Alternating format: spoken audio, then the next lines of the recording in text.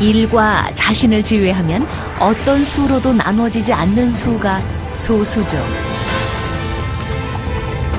이 소수에는 많은 수학자들이 풀고자 했던 수수께끼가 숨어 있습니다. To be almost random, and we want to know we want to understand the patterns better. So it's just a mystery that you want to solve. 소수는 수의 세계에서 원자와도 같습니다. 더 이상 쪼개지지 않는 수의 근본이죠.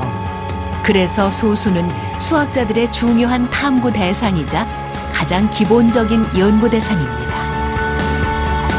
바로 여기에 수학 최대의 미스터리라 불리는 소수의 수수께끼가 있습니다.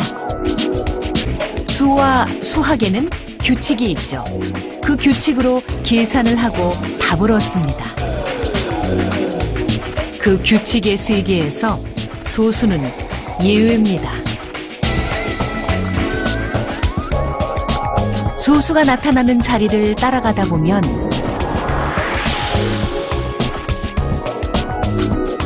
소수가 연달아 나타나기도 하지만 어딘가에는 아예 소수가 나타나지 않기도 합니다. 과연 이 소수의 발생에 어떤 연관성을 찾을 수 있을까요?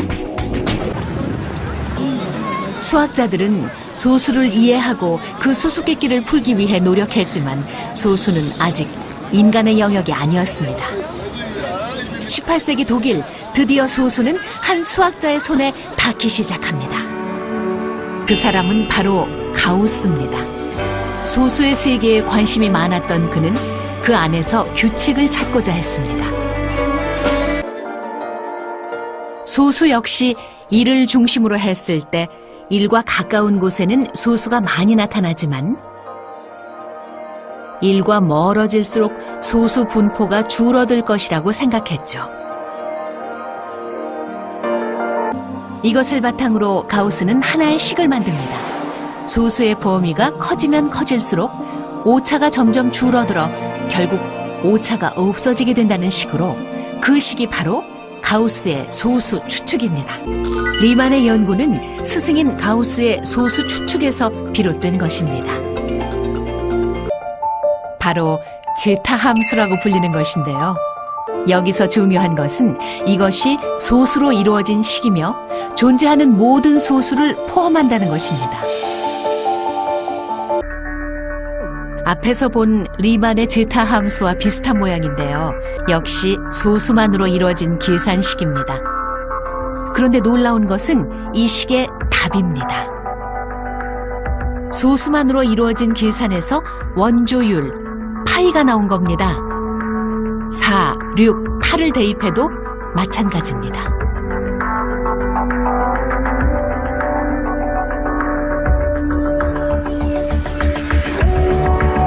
불규칙한 소수에서 원의 상징인 파이가 나온 것이죠.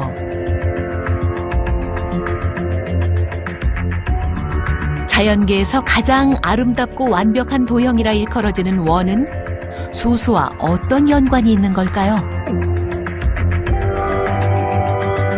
옛 수학자들과 철학자들이 추측한 것처럼 소수에는 자연의 무엇인가가, 우주의 어떤 힘과 법칙이 숨어 있는 걸까요?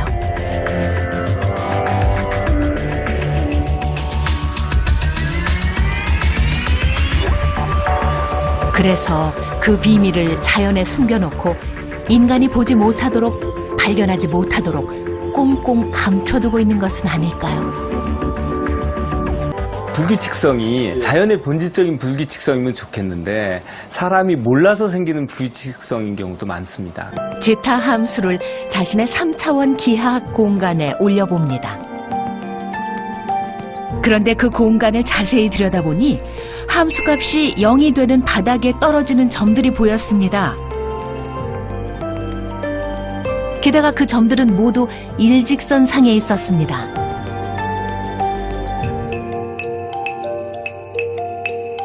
리만은 소수로 이루어진 제타 함수의 0점이 모두 일직선상에 있을 것이라고 추측했는데요. 이것이 바로 리만 가설이 됩니다. 수학에서는 이 제로점이 매우 의미 있는 경우가 종종 나타나거든요. 예를 들면 수학에서 말하는 변곡점도 2번 미분한 값의 제로점인 것처럼 말이에요. 그런데 이 제로점을 연구하던 중 상상도 못했던 발견을 하게 됩니다. 리만 제타 함수에서의 제로점들, 즉 함수값을 0으로 만드는 4개의 계산 결과들의 점들이 놀랍게도 일직선상에 배열되어 있었던 것입니다. 생각해보세요. 점 2개까지는 그럴 수 있다 쳐도 3개부터는 막 소름이 돋기 시작하지 않을까요? 그리고 4번째 점을 찍었을 때 리만이 경험했을 충격을 한번 생각해보세요. 네, 그렇습니다. 소수의 규칙성은 논리적으로 존재할 것이다. 이것이 바로 리만 가설이 해결하고자 하는 궁극적인 목표인 것입니다. 일직선상에 소수가 존재한다는 것을 나타내는 수학적인 식의 모양이 폴 디렉이 고안해낸 양자 세계를 가장 정확하게 표현하는 방정식, 디락 방정식과 생김새가 완전히 동일하다는 사실입니다. 그렇습니다. 소수의 규칙성은 양자 역학의 규칙성과 맞닿아 있었다는 것을 수학이 말해주고 있었던 것입니다.